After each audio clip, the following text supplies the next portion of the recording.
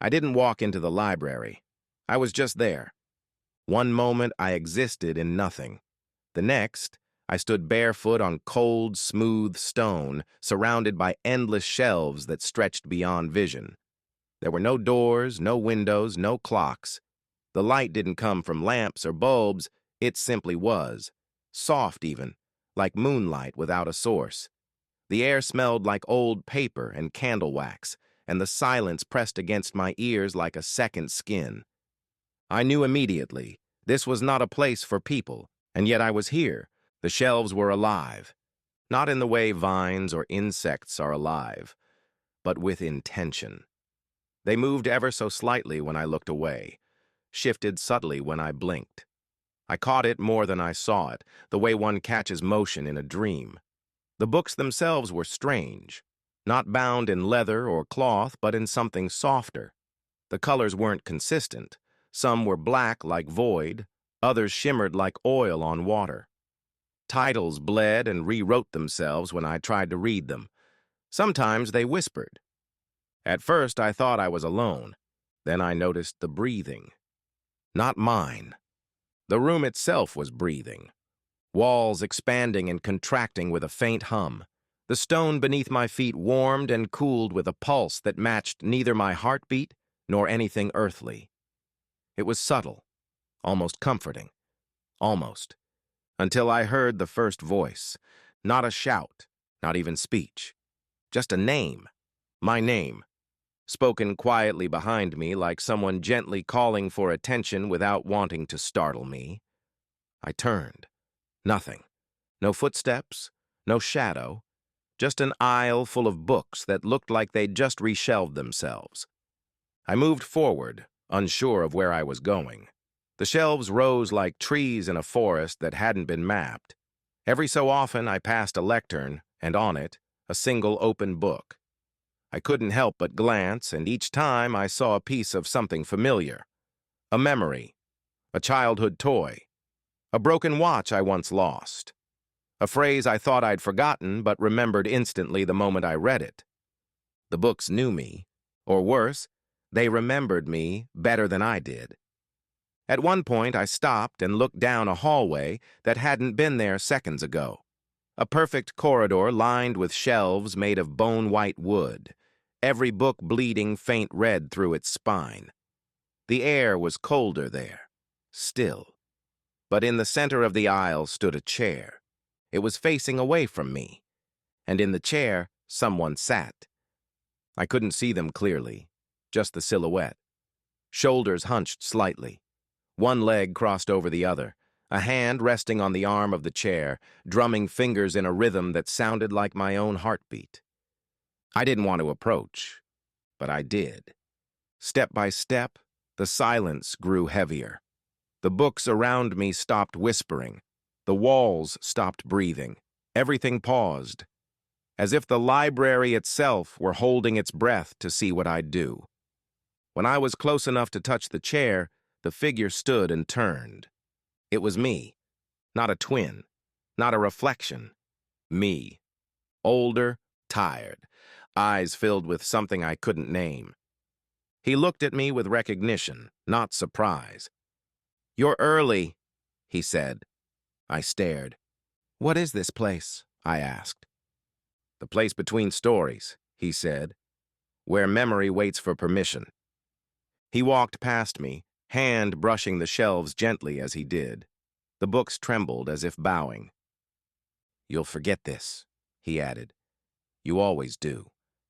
But maybe not this time." And with that, he disappeared into the dark between two shelves, where no aisle had been before. The books began whispering again. This time they said my name over and over in different voices. Some were mine. Some weren't.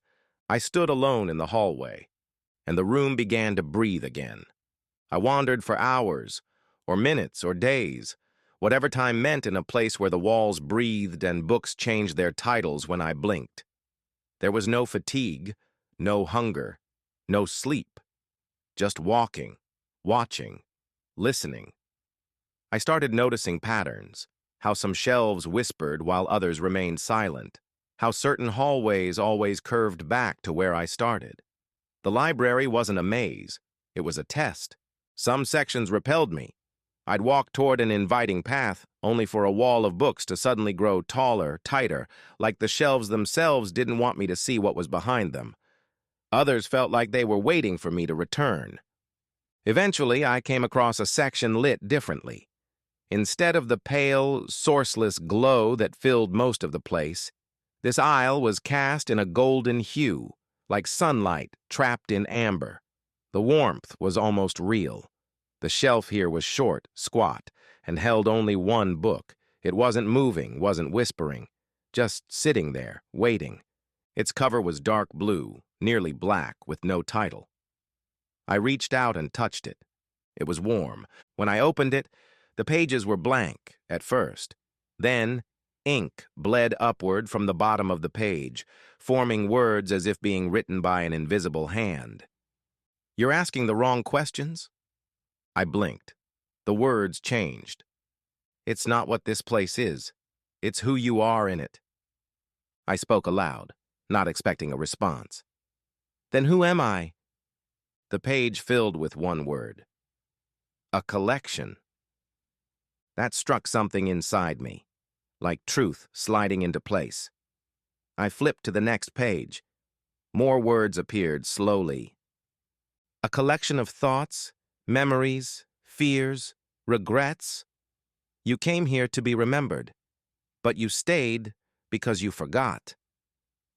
I whispered, "What did I forget?" The book hesitated, then, "Yourself."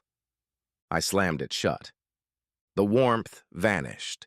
The light dimmed.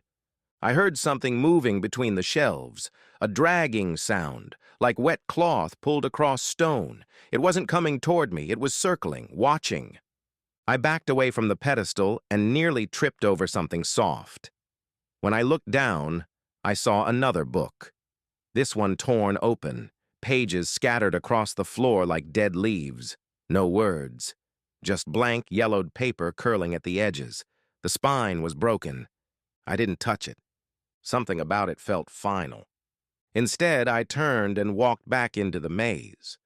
The breathing of the walls had become faster, shallower, like the room itself was nervous. As I walked, the whispers in the books grew louder. Not words now, just noise. Static. A storm of half-spoken thoughts. I covered my ears, but the sound came from inside my head. Then, suddenly, silence. A perfect, ringing stillness. And a voice behind me. Not a whisper, not my name. Just one sentence, clear and sharp. "Do not open that book again." I turned. A figure stood in the middle of the aisle, cloaked, hooded, face hidden, not threatening, just still, waiting. "Why?" I asked. The figure didn't speak, but something passed through me, an image, a sensation. The torn book, my hands on its spine, the world unraveling, the walls bleeding ink, myself crumbling into pages. That book wasn't for reading. It was for returning. I nodded. The figure vanished. I was alone again. The golden aisle behind me faded to gray. But the words still echoed inside me. "You came here to be remembered." And I wondered truly for the first time, what had I come here to forget? After the golden light faded and the voice disappeared, I didn't try to find my way anymore. The library had moods. That much I knew now. It shifted, reacted, breathed like a living thing, and it was paying attention. Every time I hesitated, the air tensed. Every time I pushed forward, something opened. I moved through corridors that pulsed with blue light, and through rooms where the books had no pages at all, just black pools of liquid ink inside hollowed covers. The ink didn't stain or drip. It rippled. Sometimes it formed shapes when I looked long enough. Faces, fingers.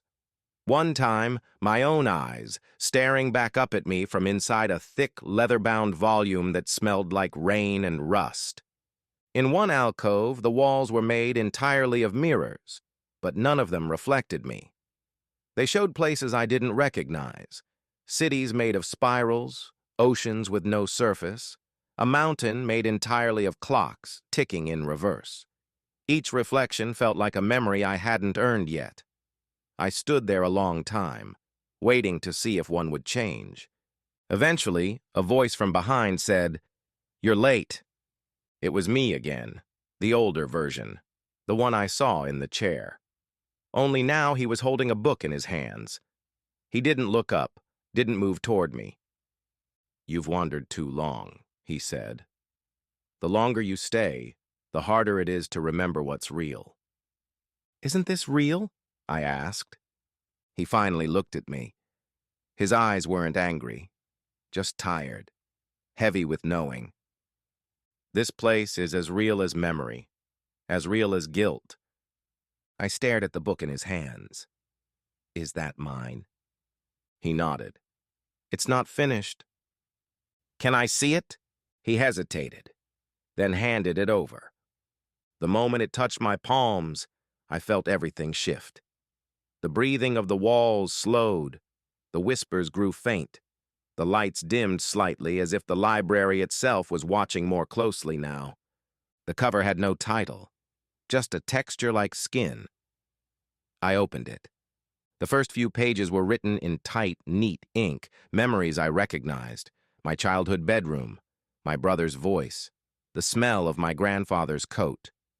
But then the entries changed. They grew blurry. Sentences bled into each other. Entire pages were crossed out violently or smudged into black smears. And then blank pages, hundreds of them. I looked up. The older me was gone. Only the book remained in my hands. I flipped back to a page that had something still legible. It said, "You wrote your way here, but you stopped writing when it got hard to remember who you were." I said aloud, "Then how do I remember?" And for the first time, the ink moved on its own. It lifted from the page like smoke, hovered, and began to form words in the air. Write it anyway. I stood there, unsure what that meant. Then a quill fell from the ceiling. Not dropped, placed, like the library had decided I was ready. I picked it up. The tip was already wet, not with ink, but with something warmer.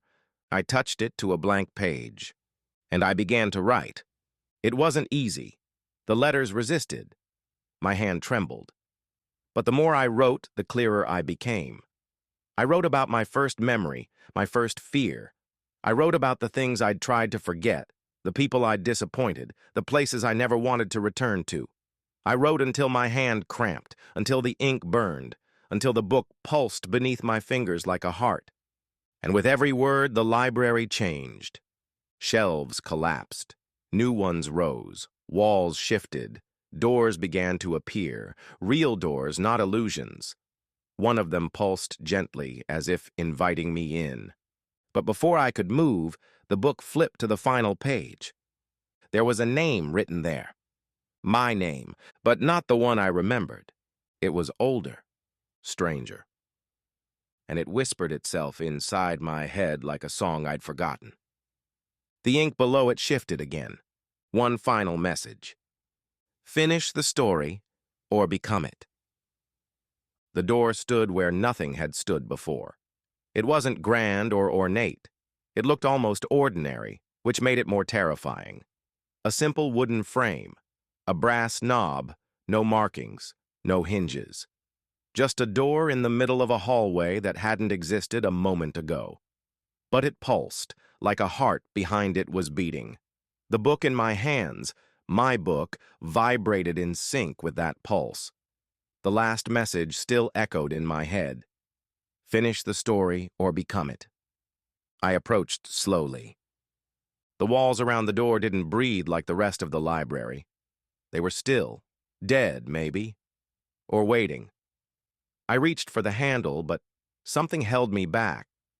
Not physically, something inside me. A memory I couldn't access, a fear I couldn't name.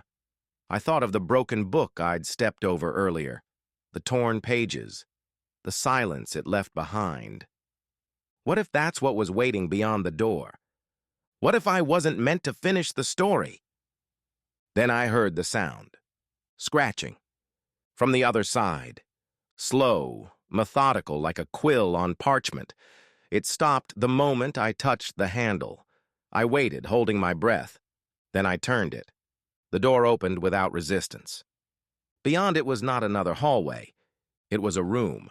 A study, perhaps. Candlelit, lined with shelves of immobile books. No whispering, no shifting, just stillness. In the center, a desk. On the desk, a mirror. In the mirror, my face. But wrong, distorted. Older again, but not just aged, hollowed. Eyes that didn't blink, skin that didn't breathe. A version of me frozen in mid-expression, like the moment right before a scream. The mirror whispered. Not with sound, with thought. This is who you become if you stay. I backed away. The room didn't move. But the shadows stretched. The corners deepened. The light from the candles flickered, dimmed, then grew again. Behind me, the door clicked shut. The message was clear. There was no going back. I turned to the desk. The mirror was gone. In its place, another book. This one was bound in something that looked like fabric and flesh. A stitched cover. No title, no lock. It was warm to the touch. I opened it. Blank. But when I placed my hand on the page, it pulsed and ink appeared. This is your ending. You must choose it. I stared. Below the message were 2 blank lines. No guidance, no clues. Just choice. I lifted the quill. It was there again, just like before. Always appearing when needed, or when watched. I hovered it over the page, and I thought. I could write my way out, or write myself in. Was I meant to remember or meant to remain? Then I thought of the woman. The one who had told me I was late. The one who seemed to watch the library the way a lighthouse watches a storm. Maybe she had stood here too. Maybe she had written something down and disappeared. Or maybe she'd walked through the door and refused to write, and now the library remembered her, but she no longer remembered herself. I wrote one word, not an ending, a question. Why? The book swallowed the word like a flame takes a spark. The candles extinguished. Darkness folded in, and in the dark, the voice returned, not mine, not hers, but the library's. Because you are a story that wanted to read itself. I stood in the dark, surrounded by silence thicker than shadow. The book in my hands still pulsed faintly, like a heartbeat losing strength. I stared at the page, now blank again.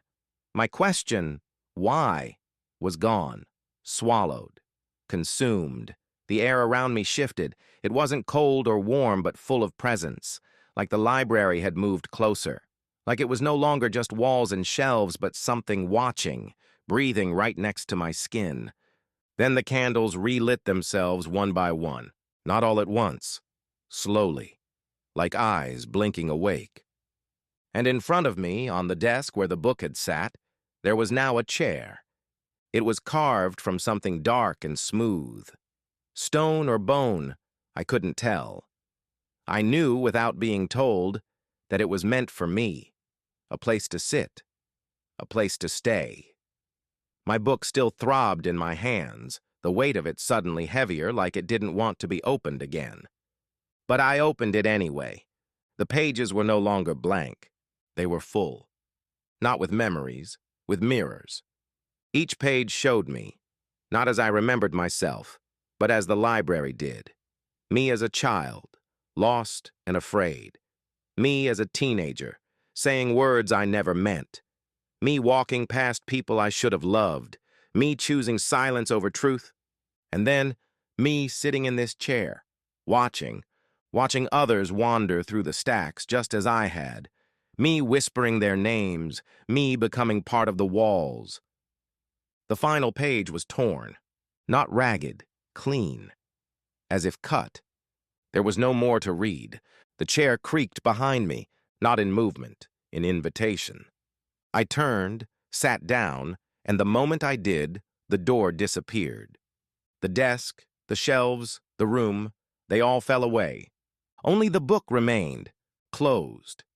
And I realized something terrifying. It hadn't needed me to finish the story. It had needed me to become the ending. I don't know how long I sat there. Time doesn't work here. People still come. They wander the halls. They open books that whisper their names. Some reach the desk. Some write. Some forget. Some never leave. And when they ask who I am, I say nothing, because I'm not someone anymore. I'm the final page in a story that still writes itself. And when the book finally closes, it remembers you too.